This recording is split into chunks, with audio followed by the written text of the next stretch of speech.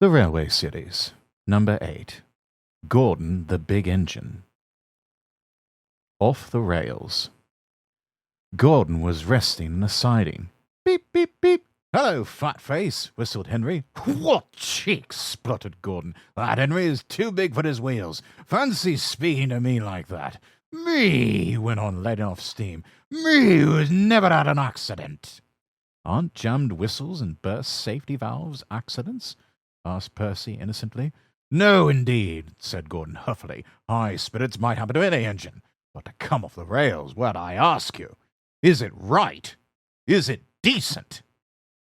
A few days later, it was Henry's turn to take the express. Gordon watched him getting ready. "Be careful, Henry," he said. "You're not fooling the flying kipper now. Mind you keep on the rails today." Henry snorted away. Gordon yawned and went to sleep. But he didn't sleep long. "Wake up, Gordon," said his driver. "A special train's coming, and we're to pull it." Gordon opened his eyes. "Is it coaches or trucks?" "Trucks," said his driver. "Trucks," said Gordon crossly. "Pah!" They lit Gordon's fire and oiled him ready for the run. The fire was sulky and wouldn't burn, but they couldn't wait, so Edward pushed him to the turntable to get him facing the right way. "I won't go, grumbled Gordon. Don't be silly, puffed Edward. Gordon tried hard, but he couldn't stop himself being moved. At last he was on the turntable. Edward was uncoupled and backed away, and Gordon's driver and fireman jumped down to turn him round. The movement had shaken Gordon's fire. It was now burning nicely and making steam. Gordon was cross and didn't care what he did. He waited till the table was halfway round. I'll show them, he hissed, and moved slowly forward. He only meant to go a little way, just far enough to jam the table and stop it turning, as he had done once before. But he couldn't stop himself, and slithering down the embankment, he settled in a ditch. "Oosh!" he hissed as his wheels churned the mud. "Get me out! Get me out!" "Not a hope," said his driver and fireman. "You're stuck, you silly great engine. Don't you understand that?" They telephoned the Fat Controller. "So Gordon didn't want to take the special and ran into a ditch," he answered from his office. "What's that you say? The special's waiting? Tell Edward to take it, please. And Gordon, leave him where he is. We haven't time to bother with him now." A family of toads croaked crossly at Gordon as he lay in the mud. On the other side of the ditch, some little boys were chattering. "Goo, doesn't he look silly? They'll never get him out." They began to sing. "Silly old Gordon fell in a ditch, fell in a ditch, fell in a ditch. Silly old Gordon fell in a ditch, all on a Monday morning." The school bell rang, and still singing, they chased down the road. "Pshaw!" said Gordon, and blew away 3 tadpoles and an inquisitive newt. Gordon lay in the ditch all day. "Oh dear," he thought, "I shall never get out." But that evening they brought floodlights. Then with powerful jacks they lifted Gordon and made a road of sleepers under his wheels to keep him from the mud. Strong wire ropes were fastened to his back end, and James and Henry, pulling hard, at last managed to bring him to the rails. Late that night Gordon crawled home, a sadder and wiser engine. Leaves. 2 men were cleaning Gordon. "Mind my eye," Gordon grumbled. "Oh, shut it, silly. Did you ever see such mud, Bert?" "No, I never have. You ought to be ashamed, Gordon, giving us extra work." The hosing and scrubbing stopped. Gordon opened one eye, but shut it quickly. "Wake up, Gordon," said the Fat Controller sternly, "and listen to me. You'll pull no more coaches till you are a really useful engine." So Gordon had to spend his time pulling trucks. Goods trains, he muttered. He felt his position deeply. "That's for you, and you, and you," Gordon said crossly. "Oh, oh, oh, oh!" screamed the trucks as he shunted them about the yard. "Trucks will be trucks," said James, watching him. "They won't with me," snorted Gordon. "I'll teach them. Go on." And another truck scurried away. "They tried to push me down the hill this morning," Gordon explained. "It's slippery there. You'll probably need some help." "I don't need help on hills," said James huffily. Gordon laughed and got ready for his next train. James went away to take the express.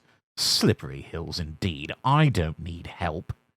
Come on, he puffed. All in good time, grumbled the coaches. The train was soon running nicely, but a distant signal checked them close to Gordon's Hill. Gordon's Hill used to be bleak and bare. Strong winds from the sea made it hard to climb. Trees were planted to give shelter, and in summer the trains run through a leafy avenue. Now autumn had come and dead leaves fell. The wind usually puffed them away, but today rain made them heavy, and they did not move. The home signal showed clear, and James began to go faster. He started to climb the hill. I'll do it! I'll do it! He puffed confidently. Halfway up he wasn't so sure. I must do it! I must do it! He panted desperately. But try as he would, his wheels slipped on the leaves, and he couldn't pull the train at all. What's the matter? What's the matter? He gasped. Steady, old boy, steady, soothed his driver. His fireman put sand on the rails to help him grip, but James's wheels spun so fast that they only ground the sand and leaves to slippery mud, making things worse than before. The train slowly stopped. Then, help! Help! Help! Whistled James. For though his wheels were turning forwards, the heavy coaches pulled him backwards, and the whole train started slipping down the hill. His driver shut off steam, carefully put on the brakes, and skillfully stopped the train. Whew! He sat down and mopped his face. I've never known that happen before. I have, said the fireman, in Bincombe Tunnel, southern region. The guard poked his head in the cab. Now what? He asked. Back to the station, said the fireman, taking charge, and send for the banker. So the guard warned the signalman, and they brought the train safely down. But Gordon, who had followed with the goods train, saw what had happened. Gordon left his trucks and crossed over to James. I thought you could climb hills, he chuckled. James didn't answer. He had no steam. Ah, well, we live and learn, said Gordon. We live and learn. Never mind, little James, he went on kindly. I'm going to push behind. Whistle when you're ready. James waited till he had plenty of steam. Then, beep, beep, he called. Boop, boop, boop. Pull hard, puffed Gordon. We'll do it, puffed James. Pull hard, we'll do it. The engines puffed together. Clouds of smoke and steam towered from the snorting engines as they struggled up the hill. We can do it, puffed James. We will do it, puffed Gordon. The greasy rails sometimes made Gordon's wheels slip, but he never gave up, and presently they reached the top. We've done it! We've done it! They puffed. Gordon stopped. Boop, boop, he whistled. Goodbye. Beep, beep, beep. Thank you. Goodbye, answered James. Gordon watched the coaches wistfully till they were out of sight. Then slowly he trundled back to his waiting trucks. Down the mine. One day Thomas was at the junction when Gordon shuffled in with some trucks. Poof! Remarked Thomas. What a funny smell! Can you smell a smell? I can't smell a smell, said Annie and Clarabelle. A funny, musty sort of smell, said Thomas. No one noticed it till you did, grunted Gordon. It must be yours. Annie? Clarabelle? Do you know what I think it is? Whispered Thomas loudly. It's ditch water. Gordon snorted, but before he could answer, Thomas puffed quickly away. Annie and Clarabelle could hardly believe their ears. He's dreadfully rude. I feel quite ashamed. I feel quite ashamed. He's dreadfully rude. They twittered to each other. You mustn't be rude. You make us ashamed, they kept telling Thomas. But Thomas didn't care a bit. That was funny. That was funny, he chuckled. He felt very pleased with himself. Annie and Clarabelle were deeply shocked. They had great respect for Gordon the big engine. Thomas left the coaches at a station and went to a mine for some trucks. Long ago, miners digging for lead had made tunnels under the ground. Though strong enough to hold up trucks, their roofs could not bear the weight of engines. A large notice said, "Danger! Engines must not pass this board." Thomas had often been warned, but he didn't care. Silly old board, he thought. He had often tried to pass it, but had never succeeded. This morning he laughed as he puffed along. He had made a plan. He had to push empty trucks into one siding and pull out full ones from another. His driver stopped him, and the fireman went to turn the paints.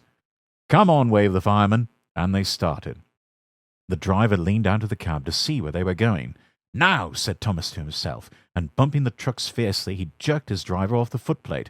"Hurrah!" laughed Thomas, and he followed the trucks into the siding. "Stupid old board," said Thomas as he passed it. "There's no danger, there's no danger."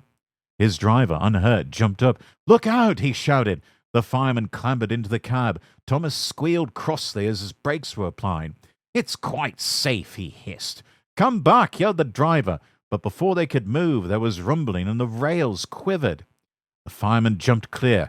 As he did so, the ballast slipped away, and the rails sagged and broke. "Fire and smoke," said Thomas. "I'm sunk."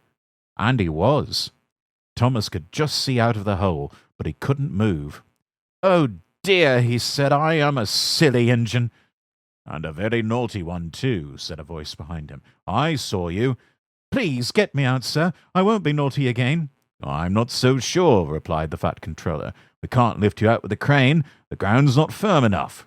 Let me see. I wonder if Gordon could pull you out."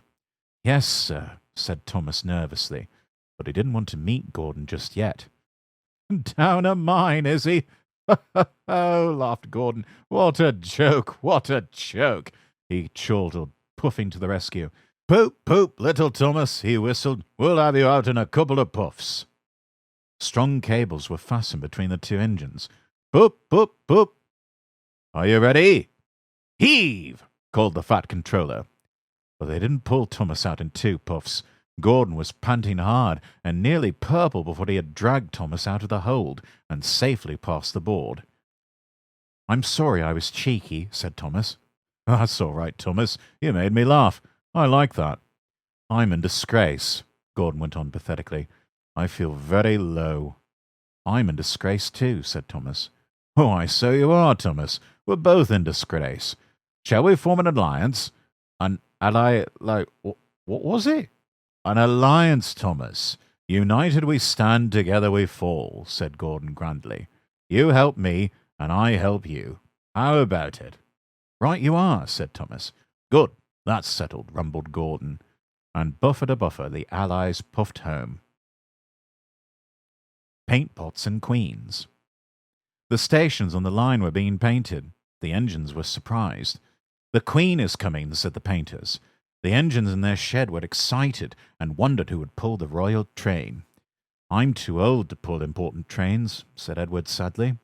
"I'm in disgrace," said Gordon gloomily. "The fat controller would never choose me." "He'll choose me, of course," boasted James the Red Engine. "You?" Henry snorted. "You can't climb hills. He'll ask me to pull it, and I'll have a new coat of paint. You wait and see." The days passed. Henry puffed about proudly, quite sure he would be the royal engine. One day, when it rained, his driver and fireman stretched a tarpaulin from the cab to the tender to keep themselves dry. Henry puffed into the big station. A painter was climbing a ladder above the line. Henry's smoke puffed upwards. It was thick and black. The painter choked and couldn't see. He missed his footing on the ladder, dropped his paint pot, and fell plop onto Henry's tarpaulin.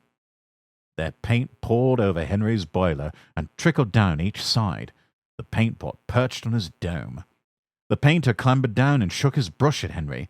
"You spoil my clean paint with your dirty smoke," he said, "and then you take the whole lot and make me go and fetch some more." He stumped crossly away. The fat controller pushed through the crowd. "You look like an iced cake, Henry," he said. "That won't do for the royal train. I must make other arrangements." He walked over to the yard.